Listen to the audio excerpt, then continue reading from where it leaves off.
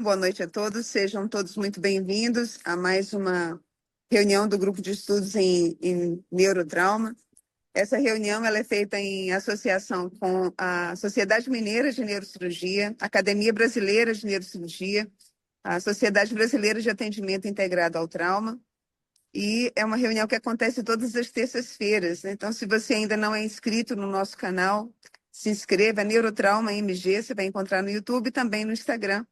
E aí você já chega, se inscreve, ativa as notificações e compartilha esse conteúdo com pessoas que você sabe que vão aproveitar bastante. O Dantas é um dos nossos padrinhos dessa reunião. Eu sempre brinco, né, que o sobrenome do Dantas, além de Dantas, é Pronto, porque ele é uma pessoa extremamente acessível e tem umas ideias extraordinárias, e aí ele propôs que nós fizéssemos um mês dedicado à coluna dos idosos, o que eu achei assim, maravilhoso. E o Dantas ele tem essa capacidade de agregar muitas pessoas, né, de fazer ponte entre as pessoas. Isso é um dom de Deus mesmo. E eu tenho certeza que esse mês vai ser assim de grandes conhecimentos, de uma ótima discussão. Nós temos hoje um time fantástico, a começar com o Dr. Dantas, vai ser o coordenador da nossa reunião. Eu vou fazer a apresentação breve, depois eu vou pedir ao nosso presidente Silvio Ramos que dê uma palavra, né, antes do início da reunião. Então, doutor Fernando Luiz Hollenberg Dantas, ele é neurocirurgião, especialista em cirurgia na coluna, né? Então ele é mestre, doutor, pós-doutor, e faz parte do serviço de neurocirurgia do Hospital Biocó e da Rede Dó São Luís, e é professor da Faculdade de Ciências Médicas, né?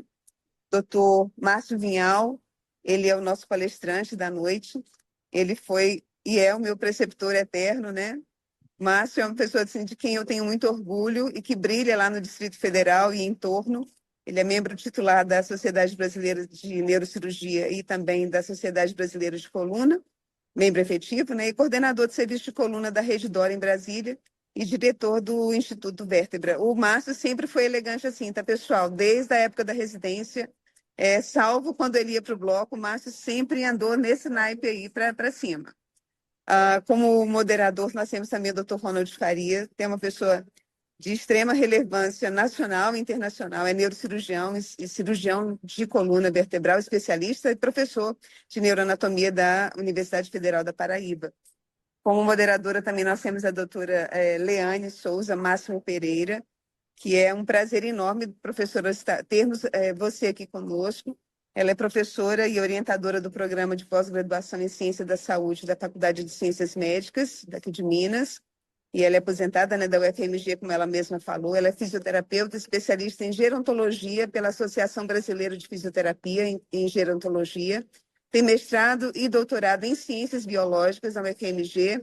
Tem pós-doutorado na George Institute for Global Health, da Universidade de Sydney, e é especialista em gerontologia pela Sociedade Brasileira de Geriatria e Gerontologia, vice-presidente do Fragility Fracture Network, Fisioterapia Brasil. Sabemos que a população brasileira está envelhecendo, então esse tema é extremamente importante para nós discutirmos. A apresentação do caso clínico com a nossa querida Bárbara, que é a residente R5 do serviço do Hospital Biocor, Regidor, aqui de Belo Horizonte. Então, chamar o nosso presidente para fazer uma breve introdução. Muito obrigada a todos, uma excelente reunião. Eu quero boa noite a todos os colegas, agradecer a presença de todos, né? Como a Kélia falou, o Fernando é uma grande, né, uma pessoa que fantástica, que realmente embala aí nossas partes científicas aqui em Minas Gerais. É um cara espetacular, somos fãs do trabalho dele, um grande companheiro. Leandro também aqui em Belo Horizonte, né, representando Minas também. O Ronald, né, que é aí na Paraíba, que foi, né, já foi o presidente da SBN, uma pessoa realmente renomada e que prazer enorme estar aqui com a gente hoje, viu, Ronald? E, né, para finalizar aí, fechando com o Márcio também, que vai, sem dúvida nenhuma, fazer uma apresentação fantástica para nós. Obrigado pela presença, viu, Márcio? E a Bárbara também, que vai estar junto conosco aí também, ajudando nos bastidores também, né, Bárbara, e na apresentação do caso. Então, agradecer a todos mais uma vez, tá? É uma honra estar com vocês e vamos aí iniciar os nossos trabalhos. A gente vai Fernando, começar pelo caso? sim. Fernando, É, chefe, Dantas. Vamos lá, diga aí. Kelly. Aquela que comanda aí a organização, né? Pode falar, Kelly. O que é que Pode. você quer? Quer que eu fale? Não, eu quero que você fale, seja você. Pode ficar à Ah, vontade. tá. Mais uma vez, obrigado, Kelly, pela confiança. É, A gente não tem o que fazer, François sempre fala, pai, você não tem o que fazer, né? Você fica arrumando confusão para você, mas ciência é assim mesmo, não tem jeito não, tem que espalhar. Eu pensei porque cada vez mais a gente está se debatendo com esse tipo de patologia, né? O idoso, nem sei qual é a idade do idoso agora, quem é idoso, quem não é. E a gente decidiu falar sobre todas as patologias, todas não, as mais importantes, né? Nossa, do dia a dia, da prática cirúrgica, neurocirúrgica ou ortopédica. Então a gente reuniu um time de primeira. Vocês podem até achar estranho, a professora Leane, um clínico, está aqui entre o neurocirurgião, mas ela vai ser de suma importância para abrir os olhos da gente, para olhar com outro olhar, vamos dizer assim, esse tipo de paciente, que são pacientes mais fragilizados, vamos dizer assim. Então, obrigado a todos pela presença, pela confiança. Acho que vai ser de fundamental importância. A Bárbara vai apresentar um caso rapidinho, professora. Depois a gente discute 2 minutinhos. Aí o professor Márcio dá uma aula. Aí a gente volta na discussão com todo mundo. Pode ser assim? Obrigado a todos e boa reunião. Obrigada, chefe. Você que manda. Bárbara. Vou começar aqui a compartilhar a tela só um minutinho.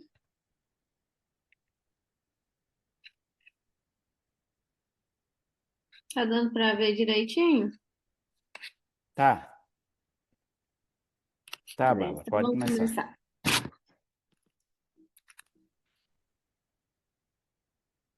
Então, o paciente que eu vou apresentar hoje é um paciente de 69 anos, do sexo masculino, que possui doença de Parkinson, em uso de DBS, hipotireoidismo e trombofilia. Tinha alergia à sulfa e fazia uso do pramipexol, Puran-T4, Prolopa e Midodrina. Ele procurou um ambulatório com quadro álgico da coluna tóraco-lombar, com início aproximadamente 3 meses, negava irradiação para membros inferiores e não possuía nenhum déficit neurológico ao exame físico. Realizou uma tomografia da coluna tóraco-lombar que evidenciou um colapso do corpo vertebral de T12 com uma redução da altura em cerca de 70% e uma discreta protusão do muro posterior no canal medular. Realizou também uma densitometria óssea que evidenciou osteopenia e a ressonância de coluna tóraco-lombar, que mostrou achados sugestivos de osteonecrose, doença de Kummer, presumivelmente relacionada à fratura compressiva pregressa, presente no corpo vertebral de T12, como vocês podem notar aqui. Coexiste também uma retropulsão aqui da porção superior do muro posterior de T12.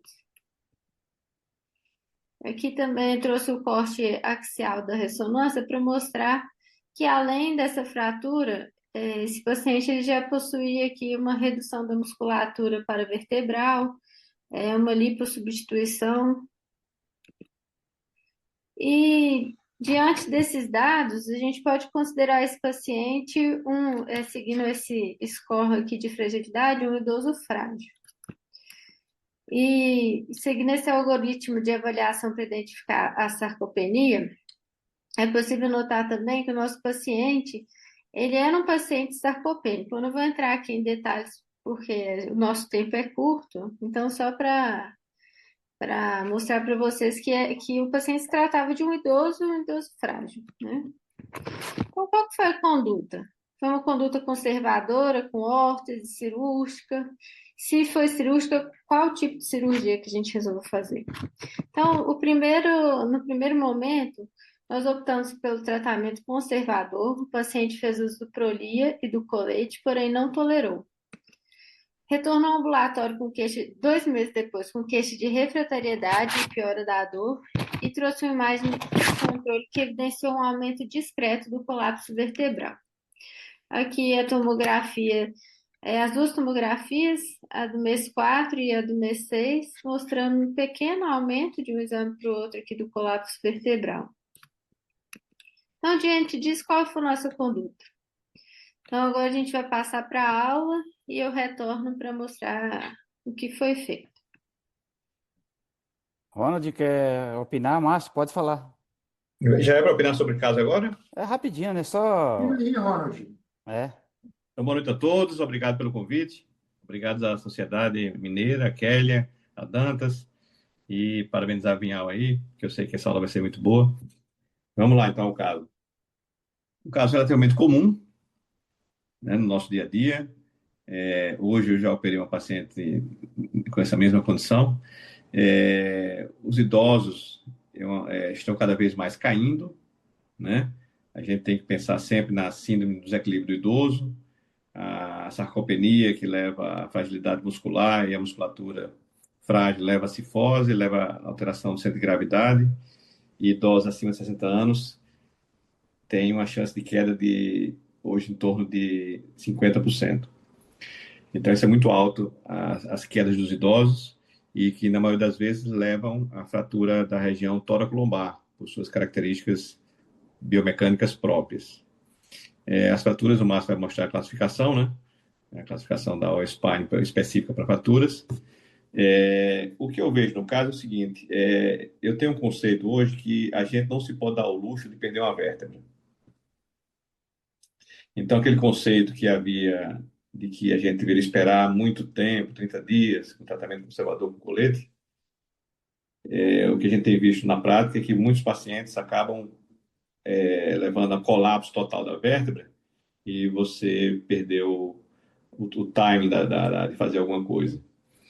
Então, para você fazer um preenchimento de uma vértebra, você tem que manter o arcabouço. E se você espera 30 dias, esse arcabouço é destruído e você não tem mais uma casinha para preencher de resina. Além disso, muitas vezes, esse caso não, que ele colabou mantendo-se no eixo axial, né? Mas muitas vezes esse colapso pode ser em cifose angulado. Isso aí aumenta mais ainda a cifose da coluna torácica e mais chance de queda. Então, vira um ciclo vicioso. Então, nesse caso aí, eu teria feito imediatamente, não esperaria, o preenchimento. A doença de Kuma isso é uma fase aguda, né? A doença de Kuma é justamente a necrose vascular da vértebra. Pode ser por fratura osteoporótica, ou às vezes a gente vê muito isso em parafusos pediculares. A gente coloca parafuso pedicular em alguns pacientes idosos e tem a necrose, normalmente do platô superior, que é a necrose avascular.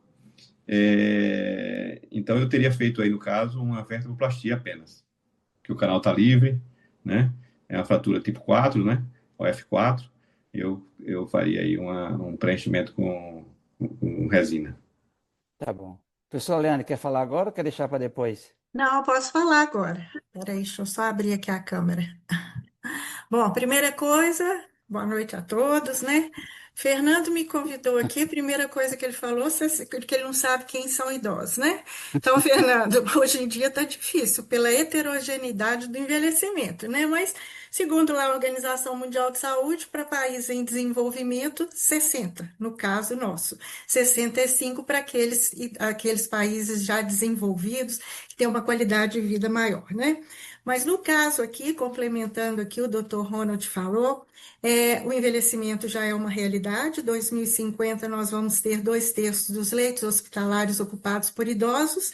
Então não adianta falar que não quer tratar idoso, que vai ter que tratar idoso, né? Só se for fazer pediatria. Bom, segunda coisa é que esse paciente, além de ter o envelhecimento, né, 69 anos, ele tem doença de Parkinson, né, que é uma comorbidade que vai alterar também a mobilidade, a atividade física dele, os movimentos vão ser mais lentos. Então, já tem essa alteração de mobilidade. Uma coisa que eu perguntaria, né, para ele também é que tipo de idoso que ele é, quais os hábitos desse paciente, né? Porque o critério de fragilidade que foi usado, que é o critério de Fried, né, ele avalia só a fragilidade física, né? Como é que está a parte cognitiva desse paciente? Como é que está o ambiente desse paciente? Terceira coisa, a osteoporose dele, né? Como o Dr. Ronald colocou, nós temos as quedas por trauma, né? Que podem ser acidentais e não acidentais, né? Acidentais, casca de banana, piso escorregadio, né? E as quedas não acidentais por problemas neurológicos, cardíacos, né? Não sei, por exemplo, ele pode ter tido um freeze, né? Que é comum na doença de Parkinson, né? Mas quando se fala, se mostrou aí a densitometria, ele tem também uma osteoporose associada. Então, a gente tem que pensar muito na osteosarcopenia, né? Que tanto hoje são doenças, né? As duas, que hoje sarcopenia já tem até CID, né? São doenças que têm fatores etiológicos em comum. Né? Nós temos o envelhecimento, nós temos o uso de corticoide, comorbidades associadas, e aí vai, né? Então, são duas doenças com etiologias similares. E uma coisa que o Dr. Ronald colocou também, e no caso clínico foi muito bem explicitado também, foi a atrofia, né, dos paravertebrais, que pode ser em decorrência também da sarcopenia. E isso aí deve ser estimulado com exercício físico, né? E não sei se vocês já assim abordaram algum tema em reuniões anteriores sobre o inflammation, né? O inflammation é aquele processo inflamatório crônico, mesmo que o idoso não tenha doenças associadas, ele tem um catabolismo das fibras musculares por desregulação do sistema imunológico e neuroendócrino. Então, aí no caso, o exercício físico ia exercer um papel anti-inflamatório, né? Muito interessante. Então, nesse caso, a conduta, né? Eu acho que teria que ser assim, prioritariamente, se usar o colete por tempos assim muito pequenos e estimular a prática do exercício físico, né? Agora, claro que não vai ser um exercício físico de alta intensidade nem nada, né? Hoje em dia a gente já tem pela eletromiografia, pelo ultrassom, que só você contrair o músculo abdominal com uma respiração determinada, você já aciona a musculatura profunda do abdômen, que é o multífito transverso do abdômen, né? Então, assim, eu acho que era mais ou menos isso que eu queria colocar. Depois, eu acho que em termos de intervenção, né, se vocês quiserem saber mais alguma coisa, eu acho que seria interessante, porque muita gente fala assim: ah, sarcopenia, então você tem que melhorar com exercícios de força. Osteoporose, o osso só vai melhorar se for exercício de resistência. E nesse idoso vulnerável, né? Dá para fazer exercício de resistência? Como é que seria isso? A gente tem que colocar na cabeça, né, que exercícios resistidos para estimular a massa óssea podem ser feitos em pacientes vulneráveis só com descarga do peso corporal, né? Em alguns casos, só ficar de pé, fazer um senta-levanta, você já dá um estímulo para os osteoblastos. Legal. Vamos ver a aula então, professora? Márcia, agora vamos brilhar, né? Faz teu nome, né, Dantas? Hã? Faz teu nome, Vinhal. Agora a chance é a hora. Tá na tela aí. Não. Não, pera, deixa eu...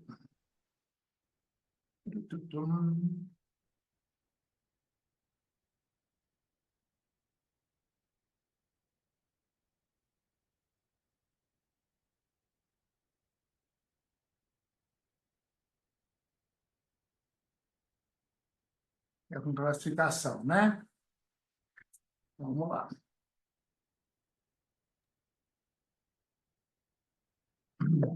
Tá compartilhado? Tá, mas pode escolher a aula, né? Todas as suas É, aulas Tá a juntas. sua tela toda. É. toda, né? Ficou ok. Essa aqui mesmo. Deixa eu primeiro agradecer a turma aí. Mas tem que escolher a aula, né? É aula, né? Tá todas as aulas na tela. Todas as aulas. Opa, É tipo a área de trabalho, mais ou menos. Tá.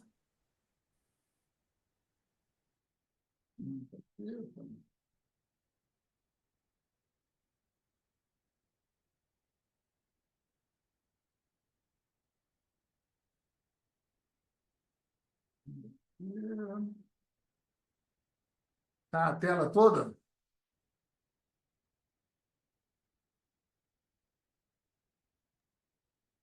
Ainda não. Agora entrou? Agora sim. Entrou? Entrou, agora tranquilo. Muito bom. Beleza. Então, gente, obrigado pela oportunidade. A gente vai tentar. É porque o assunto ele se faz necessário por uma razão de estratégia de sobrevivência, como a doutora colocou. Mais da metade dos nossos pacientes hoje são acima de 65 anos na prática cirúrgica. Então, é uma questão de sobrevivência. A gente, nas últimas décadas, vem crescendo o número de pacientes acima de 65 anos e a tendência é de subir cada vez mais, pela longevidade desses pacientes. Então, quando a gente tem diante de um paciente que tem uma série de patologias associadas, a gente tem que parar um pouquinho, é chamada essa pausa cirúrgica. E aí sim, a gente estratificar por algum modelo de fragilidade, por alguma tabela, você tem que escolher alguma. A que você mais se adequa ao seu serviço, a que você vai ter algum tipo de catalogamento e poder chegar ao algoritmo se vai ser cirúrgico ou não vai ser cirúrgico, como é que você vai fazer com esse paciente. Por que isso? Porque a fragilidade é um problema extremo, é pouco reconhecido, isso é verdade. A gente tem que diferenciar a idade cronológica da idade biológica. São vários tipos de paciente. Às vezes, o paciente jovem, 69 anos, já está na cadeira de roda, igual isso aí. Tem outros de 80, 90, estão andando de bicicleta, alegre e faceiros no braço. Então, a idade biológica é diferente da cronológica. E aonde é que está o seu paciente? Usando uma tabela bem simples. Aonde é que ele está, apesar de ter 65 anos? Ele está muito fit ou está na cama, acamado? São condutas totalmente diferentes. Você não vai conseguir dar um tratamento para este tipo de paciente, 8 aqui, que você daria para um. Então, a idade é apenas um dos fatores, mas não é um fator determinante. A fragilidade, sim, é um fator determinante. E qualquer que seja esse paciente que já vai ser com fragilidade, a gente tem que lembrar que a gente tem os 4 cavaleiros do Apocalipse, que são complicações, às vezes, pequenas cirurgias, que pode morrer, ficar cego com paralisia, dar AVC, dar infarto e complicar. Isso acontece porque, principalmente na cirurgia de fusão, o índice de complicação em pacientes frágeis, acima de 3 I, é de 87%, ou seja, acontece complicações. E é muita complicação. Não adianta a gente achar que não complica, que complica. Quem estuda sabe disso. Então, a fragilidade ela tem que ser estudada, tem que ser levada em conta, e ela é que vai dar o desfecho que a gente vai poder esperar para esse tipo de paciente. E a gente sabe que quanto maior a cirurgia, maior o desfecho negativo, e a gente tem que preparar. Será que esse paciente tem condição de entrar na cirurgia? Será que vale a pena ser um índice de fragilidade que complica muito mais do paciente não frágil, mais do que o dobro? Então, você sabe que o paciente vai complicar e vai entrar na cirurgia de grande porte, você pode fazer uma cirurgia de menor porte, então tem que ser estudado por causa disso. E o custo? Obviamente, tudo hoje é custo. Então, nós estamos lidando com cirurgia de quem mede isso, que vai para 5, 6, 7 vezes mais caro no paciente frágil do que o paciente não frágil. Então, além do ponto de vista de vida, obviamente tem um custo que quem mede isso sabe que é muito mais caro. Então, quando você pondera o índice de fragilidade que você vai escolher, seja o freio, seja qual que vai ser, você tem que escolher algum. Você tem que preparar esse paciente e por quê? A gente sabe que vai complicar. Então, o que a gente sabe que vai piorar? A infecção é mais alta nesse paciente. Então, a gente sabe que o paciente que tem fragilidade infecta mais. É só a gente ver a literatura, está bem característica nisso. Então, usado a mesma classificação que a doutora colocou, a Bárbara no começo, se usar uma tabela simples do Colégio Americano de Cirurgiões, a gente vai ver que só a parte física está lá, mas a gente sabe que nessa mesma tabela do Colégio Americano vai ter cognição, vai ter nutrição, vai ter uma série de outras coisas. Você não pode entrar numa cirurgia de um paciente desse com uma albumina abaixo de 2,5. Vai entrar um paciente anêmico, que a gente sabe que vai piorar o tempo cirúrgico. Então, a fragilidade do ponto de vista geral é só para a gente lembrar que não é um paciente que tem que ser separado e ser estudado mais. Se a gente for seguir qualquer que seja a tabela, a gente sabe que ele vai ser escalonada. É frágil, sim. Então, vamos abrir essa escala de fragilidade. Quão frágil é esse paciente? E aí, sim, a gente saber que vamos ter complicações esperadas de 90% desses pacientes, em média. Então, a primeira coisa, essa que a doutora colocou, que é a pré-rápida, né? Pré-habilitar esse paciente para a cirurgia. Tirar as morfinas dele, parar de fumar, melhorar a densidade óssea que você conseguir, ver se o estado mental dele está ok, se você consegue controlar a dor, fazer uma boa reabilitação física e nutricional. E se você não fizer isso, não vai dar problema. Não tem como. Se entrar no paciente desse sem preparar, sem fazer uma pré-habilitação à cirurgia, você vai esperar grandes complicações. E aí vai focar em quê? No paciente. O que você vai querer fazer com esse paciente? As tabelas você escolher, vai ter que escolher alguma. Qual é aquela escala que você vai seguir? Você tem que escolher uma escala. Tem vários, tem algoritmos, tem os grandes hospitais americanos, tem as suas próprias tabelas de fragilidade. A gente usa o sistema europeu, que é o mais conhecido nas escalas, mas você escolhe algum e vamos para frente. Por quê? A realidade é essa aqui, gente. Não é aquela florzinha, não. Você vai pegar um paciente que é avô, que é pai, que é bisavô, vai ter uma família inteira na porta te esperando, e isso vai dar complicação. Então, não se esperem que vai ser um mar de rosas, porque não vai ser. É isso aqui, é o fogo dos infernos te esperando num paciente frágil, você botar no centro cirúrgico. Então, a sarcopenia, junto com a osteopenia, a osteoporose, elas fazem parte do complexo de fragilidade de forma muito frequente. A dor crônica, as outras doenças secundárias, oncológicas, a gente sabe disso. Mas a sarcopenia, de ponto de vista geral, e a osteopenia, elas fazem parte bem rotineiramente da nossa prática clínica de cirurgia de coluna. Então, você tem que estratificar e tem que dar um tanto, o quanto que eu estou sarcopênico, o tanto que eu estou osteopênico. Então, a gente usa a escala do grupo europeu de sarcopenia, você vai ver e vai estratificar quanto você perdeu de músculo, quanto você deixou de perder, quanto é que você pode mensurar isso. Isso tem como mensurar? Tem, a gente tem várias formas de mensurar. A gente tem usado nos estudos, quando você faz a ressonância, seja o lombar, eu uso bem o L3, que o L3 me dá bem a massa muscular dos eretores da coluna, de pessoas, dá uma noção geral que a gente vai ver o tanto de infiltração gordurosa que vai ter naquele local.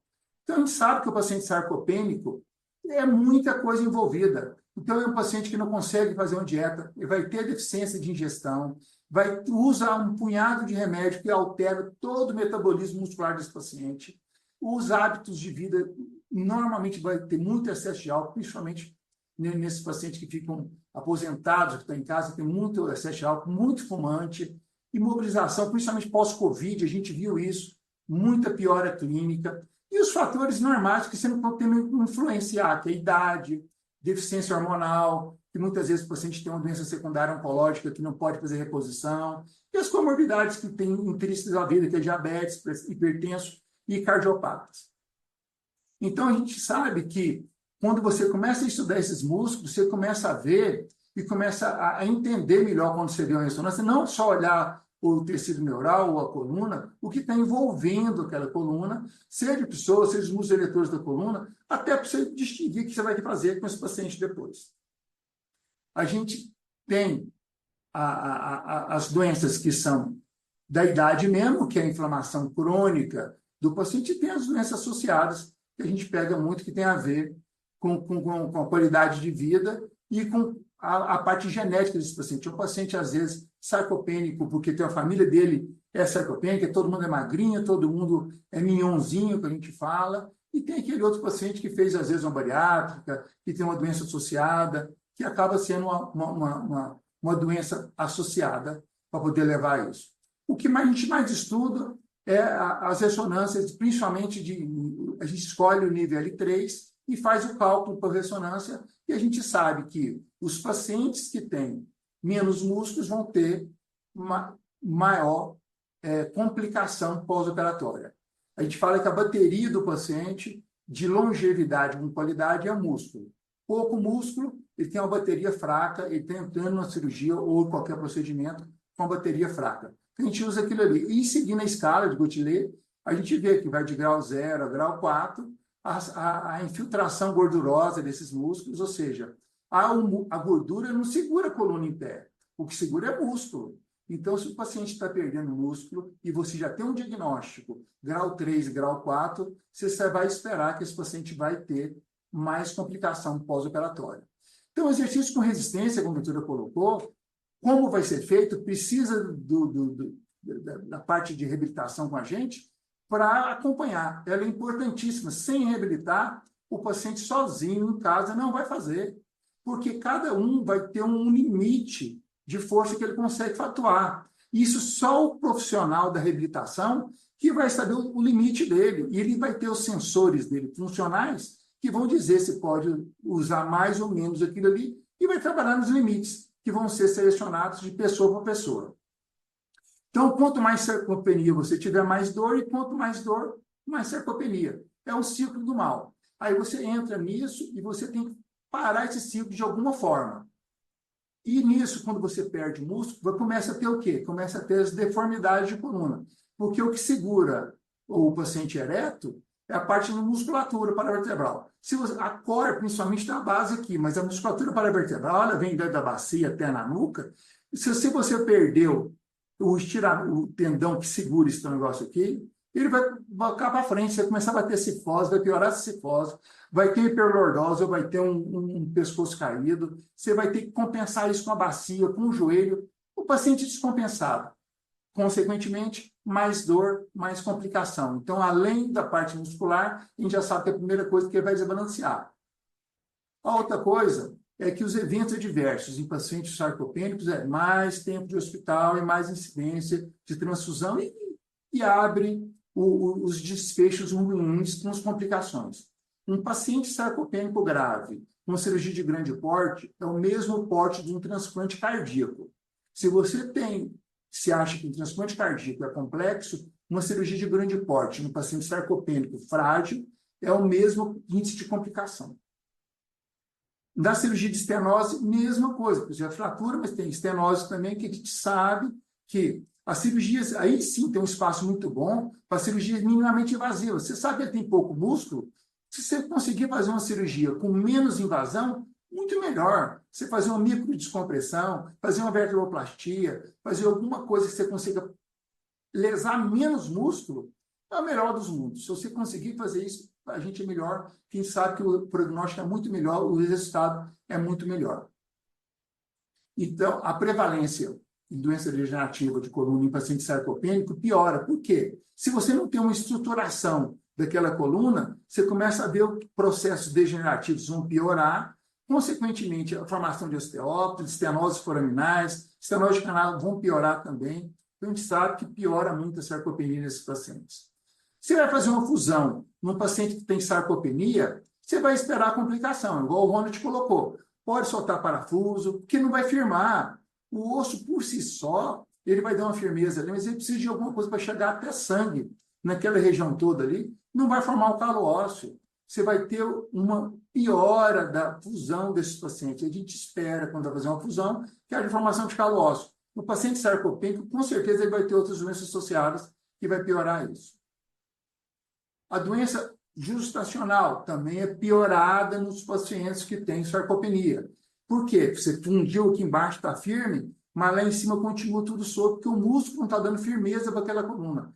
Vai piorar também. Tratamento. Os tratamentos que a gente sabe que tem hoje, efetivamente, para sarcopenia, remédio específico para tratar sarcopenia ainda não tem. O que tem, você vai ter a suplementação, a gente vai falar alguma coisa sobre isso, os inibidores de miostatina e o treino de resistência. o tipo que vai ser adequado para aquele tipo de paciente. Um paciente mais rígido tem um tipo de tratamento, um paciente mais maleável tem outro tipo de tratamento. Quais são as intervenções nutricionais que a gente tem usado para esses pacientes?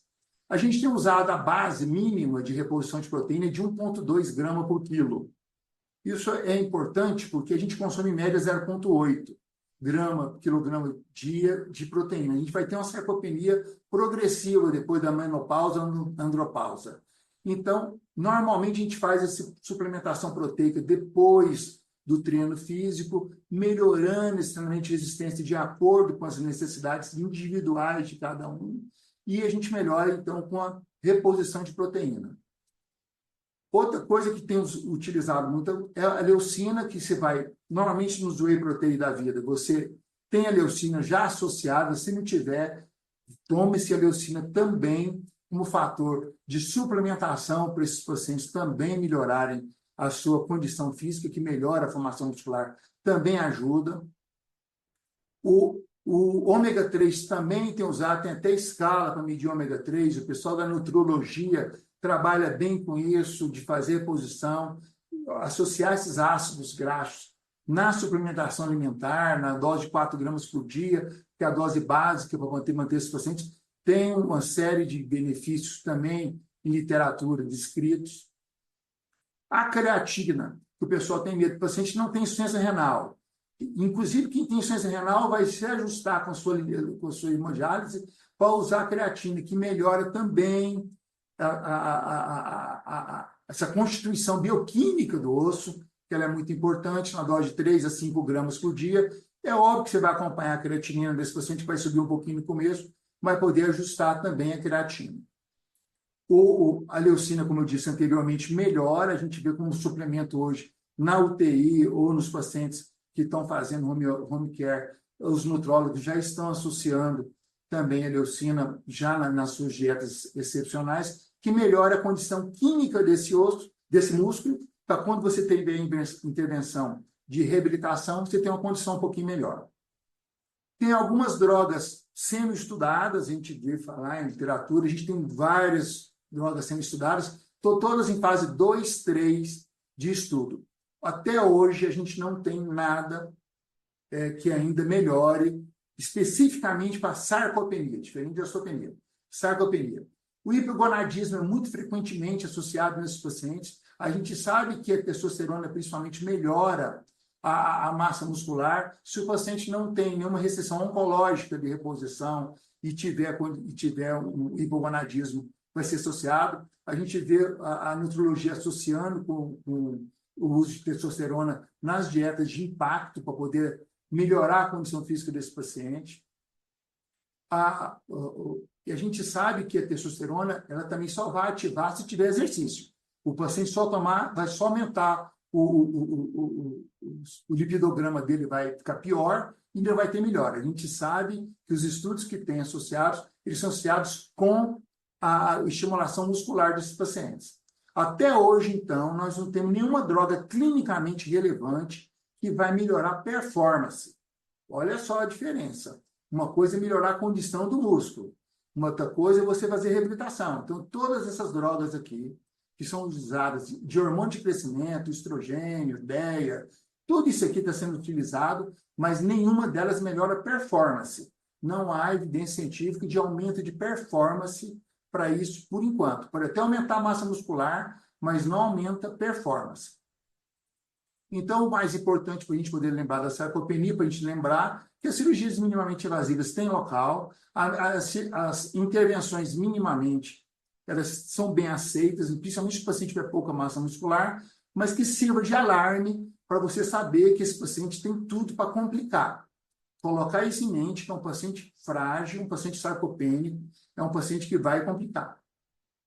Então, as teorias mitocêntricas, que você sabe que o estímulo muscular melhora a mitocôndria da célula. Isso que a doutora colocou que é o processo inflamatório, esse processo hoje está sendo bem estudado, trabalhos mais recentes demonstram que o exercício físico melhora a oxigenação celular, que melhora a mitocôndria dessa célula, que vai melhorar a função muscular. Dando sequência ao nosso raciocínio, quem tem um músculo ruim, teoricamente, tem que se observar se ele também tem um osso ruim. O que, diferentemente da sarcopenia, a osteopenia, a osteoporose, já tem uma série de remédios que você vai utilizando. Hoje, seja o teriparatida, ou o denosumab, ou o rozumab, que eles vão melhorar a condição desse paciente. Você tem que saber que, quando se trata de paciente de coluna, você tem que ser um pouco mais agressivo. Não adianta ficar dando cálcio e vitamina D para um paciente para que 30 anos eu operar ele. Eu preciso de operar esse paciente amanhã. Então, o que eu faço? Eu vou ter que ser mais agressivo.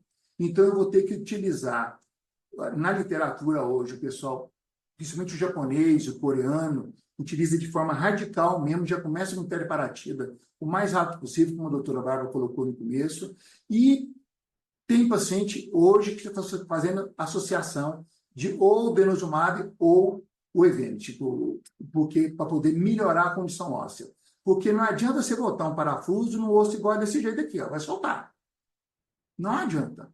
Então, você vai fazer o estudo, uma vez identificado que você tem uma má qualidade óssea, você tem que ser agressivo para poder tratar esse tipo de paciente. E aí faz o quê? Porque você não vai soltar tudo, não adianta. Você vai fazer uma instrumentação bonita, muito bonitona, mas desde 2013, 2014, todos os trabalhos evidenciam o teriparatida como um grande associado. Então, hoje, a gente sabe que diminui a soltura de parafuso e depois você continua, depois de 2 anos de teriparatida, você continua com cloria. E hoje o pessoal tem associado já o Evenity com teriparatida para poder ser agressivo mesmo. São 2 formas de atuação. Você vão atuar no osteoblasto de formação de osso e ganha uns 10% de massa óssea. Mas qual é o problema? Problema número 1. O Evenity, a maioria dos estudos dele, a grande maioria, 99%, são em mulheres menopausadas. A gente tem o teriparatida em qualquer um. Mas o teriparatida não pode ser utilizado em paciente oncológico. Então, mais uma vez, você vai ter que se ajustar a sua terapêutica com a disponibilidade terapêutica daquele paciente. Então, a gente sabe que se você conseguir, no mínimo 3 meses, 2 meses, o que você conseguir de Forteu, que é dose diária, todo dia de manhã, vai fazer isso aí, que bom, você já vai melhorar a qualidade dos resultados cirúrgicos desse paciente. Quando lançou o Evenity, que inclusive no rol DNS, para disponibilizar, o problema é que tem aí um protocolo de inclusão no rol, que tem que esperar dar a fratura para você começar a usar. Mas quando você tem uma fratura no paciente que você não tem tempo para poder tratar, o Evenity hoje está sendo muito utilizado, está sendo uma excelente aceitação. O único problema dele é o preço. Né? As evidências científicas da combinação de terapias, elas estão ficando robustas. Todos os grandes centros que estão apresentando a junção de terapêuticas, seja elas antiabsortivas, seja elas de formação de osso, de osteoblástico, você tem resultados melhores de quem usou a monoterapia. E por que fazer isso? Porque a expectativa de vida depende disso. Um paciente hoje que começa a quebrar a bacia, ele vai morrer antes. É sabido que o paciente, quando começa a quebrar uma vértebra, você trata ela, daqui a pouco quebra outra e começa a quebrar, e é um paciente que está descendo a ladeira. Você tem pouco tempo de manobra. Então, você tem que ser agressivo. O tratamento de osteoporose tem que ser agressivo. Vai ajustar a sua terapêutica de acordo com a condição clínica e com as doenças associadas que esse paciente vai ter. Obviamente que os custos, igual eu coloquei, o custo de tratar a osteoporose ainda é menor que com um paciente desse no UTI. Por mais caro que seja a medicação, ele ainda é mais barato do que manter um paciente desse na UTI. Então, a parte econômica é importante, a parte clínica, que o paciente às vezes está lúcido, é um paciente sarcopênico, osteopênico, como é que você vai tratar esse paciente? Tem que ser agressivo. Bem, osteoporose já tem mais literatura para se tratar isso aí, então a gente tem a medicação, a gente sabe como tratar, é ajustar a terapêutica para aquele paciente específico. Para colocar o que o pessoal tem colocado, quais são as características, quando a gente vai falar especificamente das fraturas. Foi estudado pela Sociedade Europeia, a Spline lançou as classificações de como é que classifica isso. Por quê? Porque o número de velhos está aumentando, gente. Olha aí, como foi colocado, todas as populações desenvolvidas e as subdesenvolvidas, até a Etiópia está aqui, gente, está aumentando. Então, está ficando velhos não só no primeiro mundo, mas no segundo, terceiro, quarto mundo. Está todo mundo ficando velho. E aí, tem que fazer alguma coisa. Então, falando sobre as fraturas, a gente tirando as classificações, as mais comuns são a A1 e a A3, a B e C são mais raras e os débitos neurológicos não são comuns. Como foi colocado lá, isso é um colapso vertebral e não tem retropulsão, quase nada de osso para fora. Então, você vai ter dor crônica, você vai perder o balanço do paciente e o paciente, às vezes, nem tem déficit neurológico, ou seja, vai ficar um paciente que mexe e deformado com uma fratura dolorosa. Então, as consequências de cifose, de perda de altura, abdômen vai alterar, e o paciente vai começar a se deformar todo, que a gente vê isso na escola do dia a dia. E, consequentemente, a mortalidade e a morbidade, que vai aumentar muito também. Então, a morfologia óssea vai mudando ao longo do tempo, a gente vai tendo aquela vértebra de peixe, que a gente vai vendo que vai começando a absorver essa vértebra, vai começando a deformar naturalmente, e a gente vai ter que uma avaliação clínica desse paciente, vai usar o freio, vai usar os VEX, vai usar as densitometrias, vai começar a observar esse paciente antes de fraturar. E tem uma série de classificações que foram utilizadas para tentar otimizar a terapêutica. As últimas, desde quando começou o Ganante, foi colocado a classificação que começa a alterar, mas não se mostrou eficaz, o tipo de fratura, se é só o shape, só meio de lado, do Sugita, de 2005. Qual é a avaliação que era mais relevante? Incluir todos os tipos de fratura, tentar respeitar o padrão especial da osteoporose e tentar relacionar o tipo de fratura com o tratamento. E, como uma escala de Comas de Glasgow, fácil e simples de memorizar, senão fica difícil. Então, dividiu-se em 5 subtipos de fraturas osteoporóticas, tipo 1 a 5, que vai do edema ósseo até a deformidade grave, que avalia as fraturas osteoporóticas típicas. E, baseado na tomografia, ressonância e raio-x. E quem tem o T-score menor que 2,5 na densitometria, obviamente, né, que tem osteoporose. Então, essa classificação foi publicada em 2018 e de lá para cá ela está sendo difundida e tentando, porque o Klaus é o grande defensor dessa escala da OI, dá aula para todo mundo que já assistiu a aula dele, já viu, e a gente tenta colocar OF1 sem deformidade, só porque ele é demodiverta, OF2 a deformidade em uma das placas terminais, OF3 a deformidade em uma das placas terminais que envolve a parede posterior, O4 pega as 2 placas terminais com ou sem envolvimento da parede posterior e a F5 as lesões com falha na banda de tensão anterior ou posterior, que são mais graves, obviamente. Então, os desenhos ficam mais fáceis, o F1 só aquele edema ósseo, que às vezes você faz o raio-x, está todo normal, só vai ver na ressonância. Na tomografia, no F2 já começa a ver a deformidade óssea, na 3 um pouco pior, com um pouquinho de fragmentação para fora, na 4 pode ser de vários tipos, pode ser mais pela anterior, mais, ou colapso vertebral, ou até tipo a fratura de split. E a 5, em que há lesão ligamentar, normalmente isso por acidentes de maior carga, consequentemente mais graves, e mais estabilidade. A maioria delas é o F3, que é essa daqui, que vai fraturando, e como foi colocado anteriormente, no caso clínico, que vai piorando e vai dando um colapso progressivo. Então, exemplo de OF1, você só vê o edema ósseo aqui, esse aqui não é, o outro aqui embaixo já está com F1, A2, já começa a ter absorção, né, começa a ter os efeitos da parede posterior médio 1/5, no F2. O F3 já começa a ter a deformidade um pouquinho aumentada dela, já começa a ter um pouquinho de retropulsão aqui leve, mas você já vê que o disco já tomou conta daquilo ali, já tem a necrose na tomografia, já começa a ver essa perda de substância, não tem mais cálcio aqui, já começa a desabar. O F4, quando piora mais ainda, e às vezes tem split aqui no meio e começa a piorar. As deformidades que vêm associadas na 4, que às vezes não é uma, é 2 vértebras, já começa a dar lesões, começa a piorar tudo isso. as split aqui na F5, é quando já tem, você vê a lesão ligamentar aqui, que normalmente é uma lesão de alto impacto. E isso influencia no tratamento? Então, a F5, às vezes, tem retropulsão, normalmente tem déficit neurológico associado, que você começa a ter lesão neuronal junto aqui também. Então, às vezes lesões mais simples e começa a complicar, já com hiperextensão, com lesão ligamentar. Então, o tratamento conservador, para a gente, olha que interessante, para a gente começa a fazer as cirurgias que vai estabilizar, da forma que você puder e tiver a condição de fazê-lo. Então, você vai ter um estabilizador. Tentou conservador e está piorando o paciente, vai começar a estabilizar ele com o quê? Cifoplastia, vertoplastia, o que você tiver em mão. Deixa que estabilize aquilo ali de forma minimamente invasiva.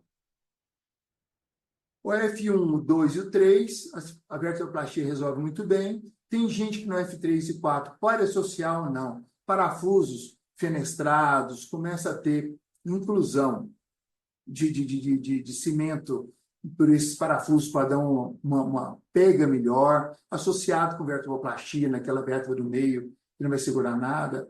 Lembrar-se bem que quando você está injetando cimento, que a drenagem venosa dessa parte toda é aqui no meio, que ela drena para o canal. Então, se colocar muito friado, que o Ronald vai explicar isso bem, ele pode drenar aqui para dentro e vir para o canal, esse cimento cirúrgico. O tipo de opções cirúrgicas vai ser o que você tiver e que você sabe fazer direito. Então, a gente sabe que quanto mais pega você der nessa fratura, você está tratando do ponto de vista clínico. Quanto maior pega você tiver desse paciente, o tipo de parafuso que vai dar uma pega maior vai ser uma consequente melhor. Então, no F4, no F5, você tem que dar uma construção para dar estabilidade nessa coluna, mesmo porque você vai tentar corrigir o máximo que você conseguir essa deformidade. Então, como o Ronald colocou, quanto mais cedo você conseguir intervir nesse paciente, menos parafuso, menos complicações você vai ter, que vai tratar a fratura e não vai precisar tratar tanto a deformidade. Então, no organograma, obviamente, que o menos grave é o F1, vai ter o mais grave, você tem que botar esse paciente aonde ele vai estar para colocar o tipo de abordagem cirúrgica mais indicada para aquele paciente. Os estudos foram passados desde 2018, está sendo bem evidenciado, a gente tem colocado isso para interobservador, ele é bem reconhecido. O F3 hoje, que a maior parte dos pacientes é bem reconhecido entre quase todo mundo. O F4 pode ter alguns tipos de diferenças, às vezes o paciente confunde o F4 com o F5, mas a gente já sabe que é um prognóstico pior que o F3, que é o mais comum no nosso meio. Então, a gente sabe que 24% dos pacientes conservador vão sofrer mais de 3 fraturas por ano, 26% já apresentam fraturas em outros que a gente já vê na ressonância, que já estão consolidadas. As mulheres estão mais, a gente já sabe disso, principalmente em L1. É similar o tratamento conservador e técnico de vertebroplastia na fase inicial, mas que piora muito do meio para frente. A gente sabe que quanto mais cedo você intervir nesse paciente, menos complicações ele vai ter. E, obviamente, usar algum índice de fragilidade para esses pacientes. Quanto mais frágil, pior o prognóstico, independente do tratamento que você vai impor nesse paciente. Lembrar e não esquecer que o homem também tem osteoporose, né? Então, prioritariamente, para a gente resumir, a gente tem que lembrar que é o paciente. É um organismo extremamente complexo, tem que examinar esse paciente, fazer os estudos de comorbidade e aspectos psicossociais é importante, educar esse paciente, saber se ele tem cognição para ser educado, se a família pode ser educada, discutir tanto no círculo familiar quanto com os colegas qual a melhor indicação para aquele paciente, escutar o nutrólogo, o intensivista, o cardiologista, o neurologista, a fisiatra, o fisioterapeuta que vai acompanhar esse paciente em casa e vai ter as expectativas se vão ser suficientes para esse paciente. Para finalizar, lembrar que nem todo mundo envelhece bem. Não adianta ser só o vinho, né? Tem que ter uma genética boa também. Então, não adianta pensar que o sangue de boi vai ficar um Romanê contigo, que não vai ficar. Né? E obrigado a vocês aí. Só, é muito assunto. Obrigado por colocar. Boa, Márcio. Obrigado aí, foi Muito campeão. assunto. Não, mas você resumiu de uma forma brilhante. É um dados que às vezes a gente esquece, a gente fica muito neurocirurgião e fica, tem que ser um pouco mais clínico nesse tipo de paciente, né? A gente tem que olhar ele antes de pensar o que é que vai fazer do ponto de vista cirúrgico. Bárbara, quer voltar no caso? Por favor? Vou compartilhar aqui de novo, só um minutinho. É nesse caso você faria o que então, Márcio? No O da Bárbara? F3, né? Eu tentaria a vertoplastia no começo. Se o paciente topasse, eu sou muito agressivo nisso aí. O paciente parkinsoniano, ele não vai fazer exercício, ele é rígido. A gente fechou um F3, paciente frágil, e a artroplastia, para mim, é quase conservador, né, Ronald? Para mim, né? Tratamento tão simples, né? Minimamente invasivo. Eu tenho feito com anestesia local e sedação. O paciente vai para casa, vai de manhã, vai em casa para casa à tarde. Não tem nenhuma invasão, praticamente. Aí eu vou discordar, porque vocês vão fazer a cirurgia, mas para manter essa cirurgia, nós vamos ter que ter um músculo bom, né? E o paciente de Parkinson faz exercício, sim. Depende do exercício. O exercício vai ser programado para a disfunção desse paciente, né? E aí nós temos várias abordagens de fortalecimento específicos para o paciente de Parkinson, né? Não são exercícios intensos nem nada, né? São pacientes que podem ser feitos contra a gravidade, sem pesos, né? Que vão também fortalecer a musculatura extensora e a musculatura estabilizadora da coluna, né? O abdominal também. Professora, mas aí um Concordo contigo, paciente. Liane. Ah, é Vou verdade. Eu falar. acho que uma coisa não desdiz da outra. Tem que Isso, fazer a vertoplastia para ele ter menos dor para fazer musculação. justamente, justamente. Uma coisa Isso não contradiz a outra, né? exatamente. Ele vem É, ajudar. Então, a isso, reabilitação, ela tem liberdade de manipular, porque quando você coloca um fisioterapeuta ou um fisiatra junto com o paciente com fratura, ele fica com medo de pegar no paciente. justamente. Aí Esse que você é o libera para você trabalhar rapidinho. Ó, pô, eu tenho é, vai Hoje trabalhar. em dia, a mobilização precoce, né, é a chave de tudo, né? Mobilização precoce é que vai estimular os osteoblastos e vai vencer a sarcopenia.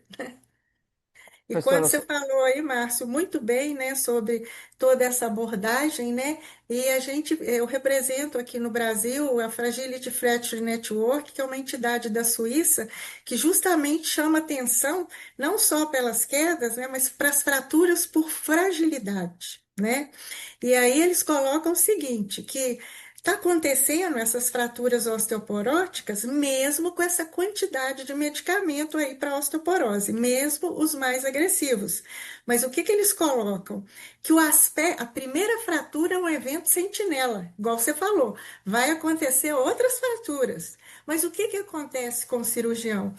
Pelo menos aqui no Brasil, né, e o resto do mundo. Opera, como é que está o foco cirúrgico e tchau, né? Então, assim, detectar aquelas pequenas coisas para fazer um encaminhamento, pegou uma mulher branca, né, com diminuição de estatura, já caiu uma vez, e está sedentária e está desnutrida, encaminhar essa pessoa, porque senão ela volta e vai ter outra fratura recorrente. Então, isso é muito importante, né? Então, eles falam que essa liga, né? Esse cuidado preventivo está prevenindo milhões de dólares no mundo inteiro. E não é o que acontece aqui no Brasil, né? A gente não tem esse costume de trabalhar em equipe.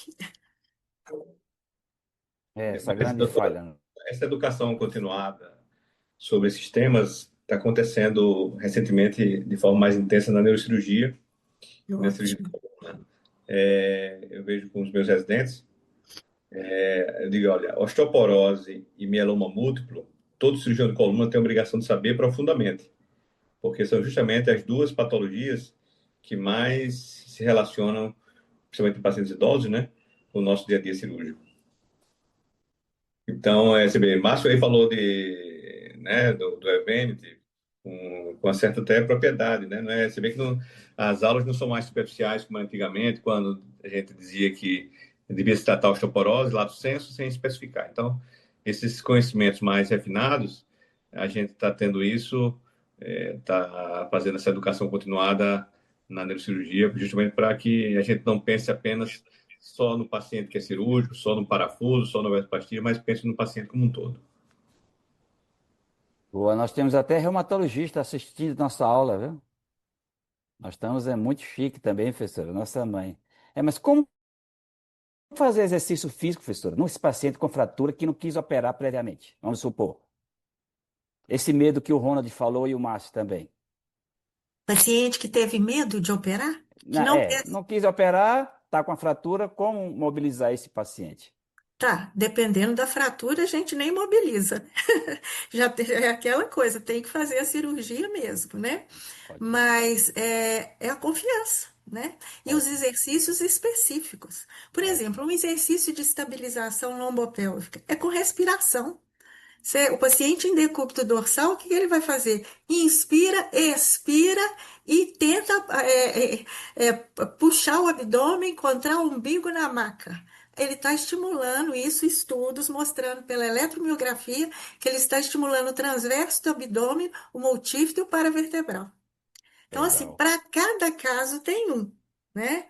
Então, você pode fazer esses exercícios de estabilização e tal para pacientes que estão com dor em crise aguda, né?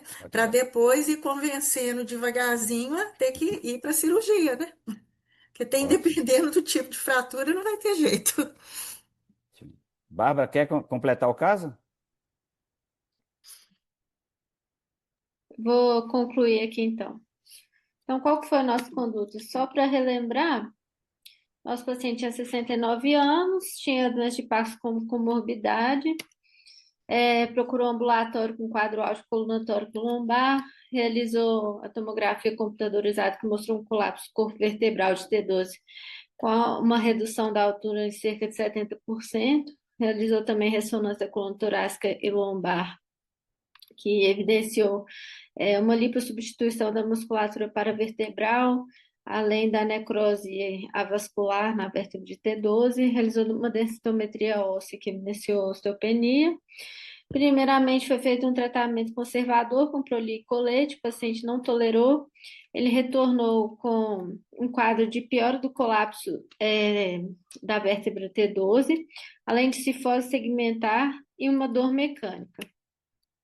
Então, a gente optou pela instrumentação por via posterior percutânea, né? Então, uma artrodese minimamente invasiva, e foi feito a colocação de parafuso em T11 e L1. Aqui mostrando o passo a passo da cirurgia, né? O instrumental bem posicionado. Aqui só para mostrar que os cortes são bem pequenos nesse tipo de artrodese. Aqui o exame de controle do paciente. E aqui só mostrando alguns artigos que mostram que é uma técnica embasada pela literatura, né? Então é isso, obrigada. Boa, Bárbara. Ronald, algum comentário? Gostaria. Fica à vontade. Eu tenho evitado a artrodese, a colocação de parafusos, e deixo para último caso. Por quê? Professor, só um minutinho. Bárbara, você pode parar o compartilhamento, por favor, só para o professor poder aparecer melhor? Isso. Obrigada.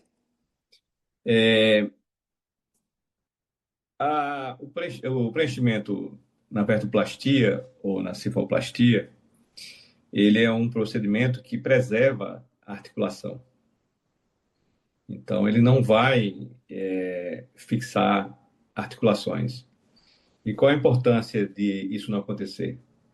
Quando você fixa uma articulação, e no caso aí você fixou T11, T12 e L1, né? Fixou 2 segmentos, você criou um bloco no meio da coluna. Então, você joga para cima, que esse é o novo fulcro, que é justamente entre T10 e T11.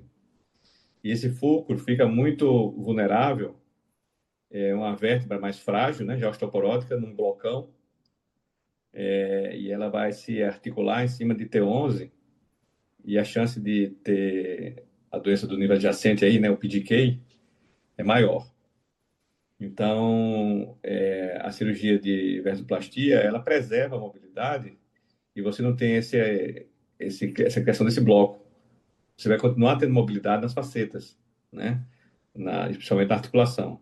Então, eu penso duas vezes, porque você começa a fazer uma fixação pequena, daqui a pouco tem uma fratura do nível adjacente, aí você tem que estender a montagem, daqui a pouco está um paciente com C2 ilíaco. Já tive um paciente que acabou C2 ilíaco. É. C2 ilíaco, porque só ele começou a fraturar, já tinha colocado parafuso, aí não tem mais jeito. O É que eu como tenho. igual você falou, como esse paciente a gente perdeu o time, né? Com a Agora é o vertoplastia não seguinte, tinha o mais que é que eu teria espaço, né? feito aí além desse caso?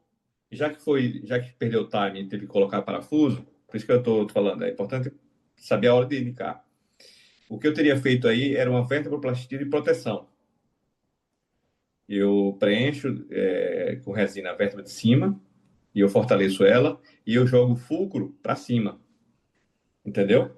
Só que o fulcro vai ficar para cima numa articulação móvel, porque a articulação T10, T9 vai estar móvel. Então, eu jogo para cima. Você pode fazer um ou dois níveis de vertoplastia de proteção após uma fixação da junção toraclombar. Boa ideia. Márcio? O que o Ronald colocou bem estudado, que a vertebroplastia é muito mais barata do que a instrumentação, mais rápida também. Fazer os níveis superiores para dar sustentação, uma vértebra justacional, é muito bom. Eu gosto muito das cirurgias minimamente invasivas para osteoporose, que é o que menos se lesa músculo, é o que menos já tem que fazer, que faça uma coisa que tem deformidade, já tem perda do balanço. O que você tentava segurar ali, botar o paciente na mesa e tentar corrigir o máximo, é com parafuso, não tem jeito. Eu ainda colocaria na vértebra superior, ainda botava na vértebra também que quebrou. Um pouquinho de cimentozinho na vértebra que quebrou também, quando tem, é o que se tiver, né, Fernando? A gente às vezes tem vertoplastia, às vezes você tem balão, ou um balãozinho qualquer, você tenta ganhar o máximo de osso, porque o que não se deve fazer, eu acho que tem que ficar de história, que tem mais residentes escutando, é fazer um acesso anterior para uma cirurgia dessa. Não inventa.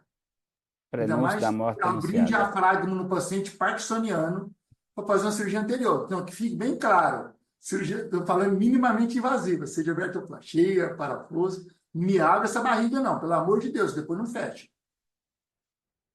Professora, quer dar os comentários finais e falar sobre E o não, caso? é só falar que eu não entendo da cirurgia, né, da escolha do método cirúrgico aí, mas aí quando o Dr.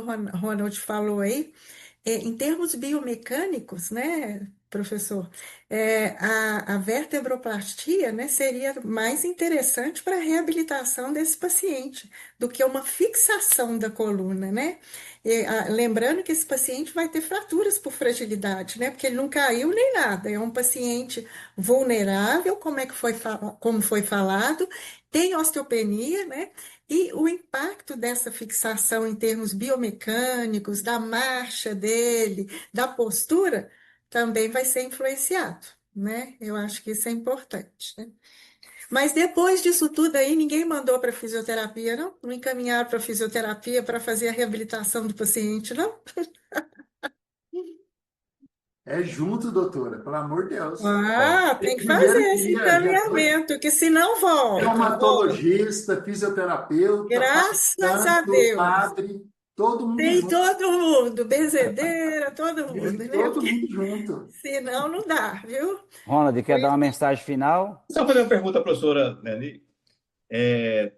Não sei se é verdade, mas alguns fisioterapeutas já me orientaram, psiquiatras, que para pacientes com inicifose, orientar a fazer na academia uma proporção de 3 exercícios para as costas, remada, puxada, e um para peitoral, tipo supino, para ter um equilíbrio aí, porque isso faz Entre muito, agonistas faz muita, faz aham, muito entre supino, agonistas potência, e né? antagonistas. Agonistas e antagonistas, né? Trabalhar mais as costas, né? Os extensores da coluna, né? E qual tipo de exercício? É o isométrico, isotônico, isso tudo tem, né? É igual medicamento, prescrição, intensidade, duração, tipo, é igual cirurgia. Mas está certo, tá? Reforço de agonistas, né, que são os extensores da coluna, devem ser para prevenir uma cifose, né? mais do que os antagonistas, que é o peitoral, principalmente no envelhecimento, né, gente? Como é que os idosos fazem? O centro de gravidade desvia para frente, porque os músculos flexores são os mais fortes, né? Os idosos todos andam perninha aberta para melhorar o equilíbrio, flexão de coluna, protusão de cabeça, né? E aí é o contrário, tem que fortalecer tudo para trás. A participação nossa da reumatologista, doutora Ana Lúcia, fala: e prevenir sempre com atividade física e fisioterapia e tudo mais sempre. Três pontinhos. Isso, tudo mais sempre. Isso aí. Mas quer dar o recado final? Só agradecer aí, porque se ficar uma pulga para todo mundo pegar, quando tiver um caso desse, começar a estudar, esses vários pontos, a aula está disponível, é toda de literatura, não tem nenhum caso meu, então está ótimo, não tem zero compliance. Eu falei, os remédios que eu falei são os que existem hoje, não existe outro, então zero compliance, não tem problema nenhum. O problema é todo mundo estudar, porque realmente cada caso é um caso. A individualização desse caso tem que ser estudada e é multicêntrico. É várias pessoas dando opinião que juntos funcionam. Queria Kélia? agradecer, Dantas, ao convite. Foi muito boa a aula. Vocês estão sempre de parabéns. Também parabéns aí pela escolha de todos que estão nessa mesa, a doutora Leonide. Olha o doutor Jair Raso aí, né? Um abraço aí, Jair. Exato. Eu Figura. gostaria também de agradecer, né, de estar participando aqui, Professora da junto com faculdade é muito a boa. expertise aí da Professora Leane, neurocirurgia, nossa aluna tudo da bem? pós-graduação. E eu acho que surgiu um monte de ideias aqui para esse grupo desenvolver Obrigado. pesquisas. Verdade, verdade. Vamos fazer, né? Vocês têm aí esses pacientes que a gente pode, né, desenvolver aí algum tema aí bem interessante. Só para citar, saiu um trabalho essa semana no Lancet, trabalho chinês, com ressonância magnética em 30 mil pacientes, quantificando a musculatura paravertebral e a incidência de lombalgia e a lombalgia crônica. E é uma relação direta de extrema significância entre a perda muscular e a lombalgia, em 30 mil pacientes. Pois é. Nós estamos fazendo um trabalho com a professora Leana de pacientes idosos submetidos à cirurgia de coluna. Está em fase de preliminar, mas os resultados eu acho que vão ser interessantes, né, professora? Isso. É uma coisa a Vai mais ver o para tipo ajudar. de cirurgia no impacto da funcionalidade, né, Fernanda? Isso, isso. Kelly, acho que foi muito bom, você está de parabéns, Muito bom. escolheu uma turma muito boa. Realmente você se superou. Ah, eu acho engraçado que o Fernando, ele está se parabenizando, porque ele que fez isso tudo, eu tô assim, eu tô tão feliz, Dantas, eu sempre, acho sempre muito bom, especialmente as reuniões do grupo de coluna, mas dessa vez você se superou, realmente foi excepcional, que deleite, todos os convidados maravilhosos, eu sou suspeita, mas eles realmente são muito, muito bons. Foram colocações assim excelentes. Eu já assisti várias aulas do Márcio. Para mim foi a melhor assim que eu já assisti. Foi impecável. Adorei conhecer a professora Leane. O Dr. Ronald sempre que vem aqui dá um show. E você, Dantas, é um caso à parte. Eu sempre falo que você é fora da curva. Parabéns, Bárbara. Foi uma reunião maravilhosa na semana. Amanhã acho que a gente já consegue soltar o link do YouTube, né, para que essa aula possa ser vista e revista. Parabéns mesmo, de coração, obrigada por esse tempo tão precioso. Eu sei que vocês reservaram, podiam estar com a família, mas estão aqui conosco. Muito obrigada, parabéns mesmo. Eu queria falar mais coisa, mas eu tô tão grata, estou tão feliz, eu estou tão assim, boquiaberta que me faltam palavras para agradecer e parabenizar cada um de vocês. Manda no Então, privado. na semana que vem, como é que é, ô, chefe? Manda no privado. Vamos, vou com certeza. E na semana que vem temos mais, né? Vamos continuar aí a nossa semana de atenção, né, à saúde da coluna vertebral dos nossos idosos. Um grande abraço a todos, Deus abençoe, que seja uma semana de paz e de muita saúde e vitórias para todos nós. Valeu, Abraço, galera. pessoal. Obrigado Fiquem por com tudo Deus. aí. Obrigada. Boa Parabéns. noite a todos. Valeu. Tchau, Obrigado, tchau. professora. Obrigado, Márcio, Bárbara, Ronald, Kelly e a todos que assistiram. Muito obrigada. Obrigada. Pessoal. Obrigado mesmo. Boa Obrigado, noite a todos. obrigado. Boa noite.